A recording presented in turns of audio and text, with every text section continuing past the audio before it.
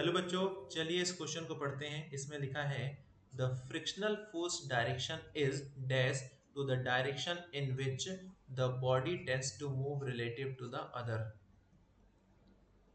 यानी ये एक बॉक्स है जो कि एक सरफेस पर रखा हुआ था, और इस बॉक्स पर हम इस डायरेक्शन में फोर्स लगा रहे हैं, जिसकी वजह से ये बॉक्स इस फोर्स की डायरेक्शन में मोशन करना चाहता है। अब बच्चों, ये सरफेस है, ये हमारा एक सरफेस है, और इस सरफेस पर बॉक्स रखा हुआ है जो कि हमको दिख रहा है।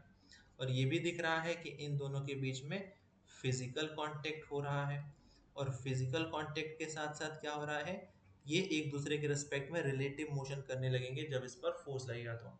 तो जब कभी भी दो बॉडीज फिजिकल कांटेक्ट में हो, एक दूसरे के रिस्पेक्ट में रिलेटिव मोशन करें, तो जो कांटेक्ट सरफेस होता है उसके अलोंग अप्लाइड फोर्स या मोशन की डायरेक्शन के अलोंग एक अपोजिट अप्लाइड फोर्स या मोशन की डायरेक्शन के अपोजिट एक अपोजिंग फोर्स लगता है, जिसे हम कहते हैं friction force.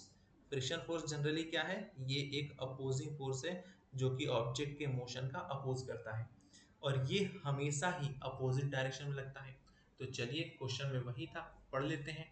The frictional force direction is always opposite, always towards नहीं, समटाइम अपोजिट समटाइम टूवर्ड्स नहीं, ऑलवेज अपोजिट, हमेशा ही फ्रिक्शन फोर्स मोशन या अप्लाइड फोर्स की डायरेक्शन के अपोजिट ही होगा।